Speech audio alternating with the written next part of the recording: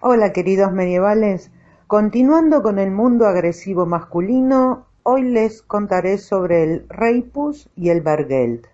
En la bisagra entre el sexo y la muerte se halla la viuda. El viudo es un personaje desconocido por la sociedad de la Alta Edad Media, probablemente porque no existe a causa de la sobremortalidad masculina. Las leyes germánicas hacen todo lo posible para impedir que la viuda vuelva a casarse, porque su libido es peligrosa. Por eso es preciso que posea una auténtica independencia económica.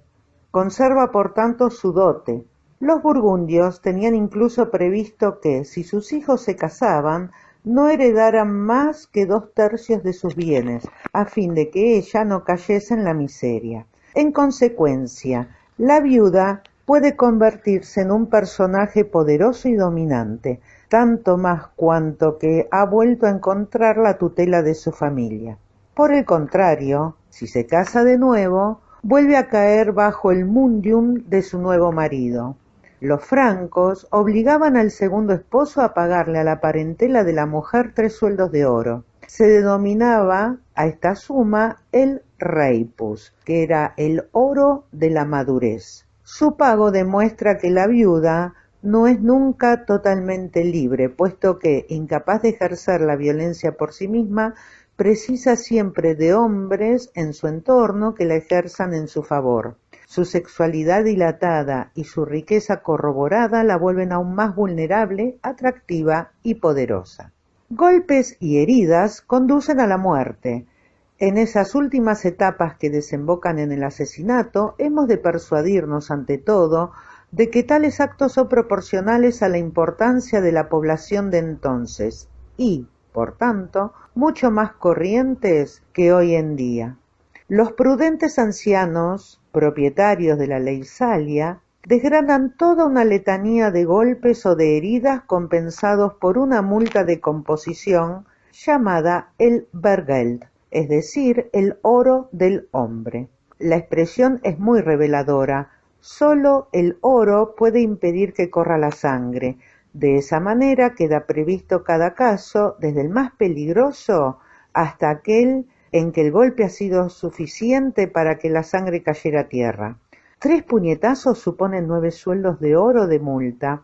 Una mano arrancada, un pie cortado, un ojo saltado, una oreja o una nariz seccionada, 100 sueldos. Pero si la mano o el pulgar cuelgan aún, la suma será inferior. Y esta fastidiosa aritmética se complica aún más según las partes del cuerpo que sean heridas. Y bueno, nosotros acá desde el siglo XXI podemos ver esto como el inicio de las ART. Cada muerte violenta se codifica de acuerdo con la condición social del difunto y las multas pagadas por el homicida a la familia son rigurosamente iguales para un franco que para un romano. Solo cuenta su categoría en la jerarquía social, si se es un hombre del rey o un simple hombre libre. En cuanto se producía un homicidio, el linaje de la víctima tenía el imperioso deber religioso de vengar tal hecho, bien sobre el culpable, bien sobre un miembro de su parentela, y ésta había de hacer lo mismo a su vez. Toda la educación en la agresividad culminaba en aquellas venganzas privadas interminables que se prolongaban a veces durante siglos y de las que nos han dejado constancia desde Gregorio de Tours en el siglo VI hasta Raúl Glaber en el siglo XI. Era, en efecto, algo absolutamente afrentoso no vengar a la propia familia. Al enterarse de labios del propio asesino de que sus padres habían sido degollados, el joven Sicarius, un romano, a pesar de todo, se dice a sí mismo: si no vengo la muerte de mis padres, no merezco seguir llamándome hombre, sino que me tengan por una débil mujer. Y a continuación le corta al otro que estaba dormido la cabeza con un serrucho. Después del asesinato del Chilperico, el rey Gontran exclama a gritos: «No podremos considerarnos hombres si no somos capaces de vengar esta muerte este mismo año». Una vez más, he aquí la muerte violenta emparejada con la virilidad. Ninguna reprobación cae sobre el acto de matar, más aún se convierte en un hábito. Si alguien encuentra en una encrucijada a un hombre al que sus enemigos han dejado sin pies ni manos y lo remata, habrá de pagar 100 sueldos. De la misma manera, si alguien quita la cabeza de un hombre que sus enemigos han clavado en una estaca sin contar con alguna otra persona, tendrá que pagar 15 sueldos. Actos como estos, que hoy nos resultan incomprensibles, eran entonces efectivamente muy graves. En ambos casos, la víctima había quedado expuesta al público en un lugar sagrado, sea encrucijada de caminos o estaca en un vallado, a fin de significar el cumplimiento religioso de una venganza privada.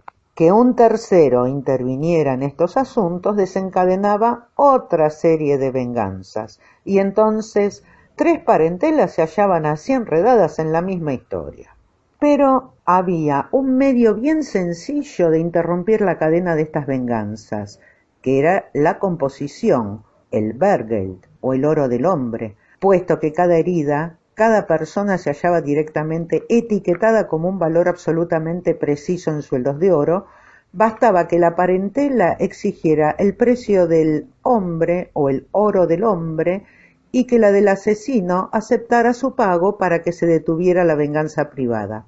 En una sociedad en que la vida humana no cuenta o solo importa el daño sufrido, esta solución resultaba evidentemente tentadora, ya que, a la vista de las enormes sumas en juego, la consecuencia era un enriquecimiento inmediato. Pero la rapacidad quedaba con frecuencia barrida por el odio o el temor a verse tratado como cobarde y poco hombre. La sociedad seguía sintiéndose amenazada en su equilibrio si un hombre no se comportaba como tal. Por eso eran muchas las ocasiones en que no se utilizaba la composición o Bergeld, y la venganza proseguía adelante con toda su violencia. Y aquí me despido de ustedes y les seguiré relatando el próximo viernes.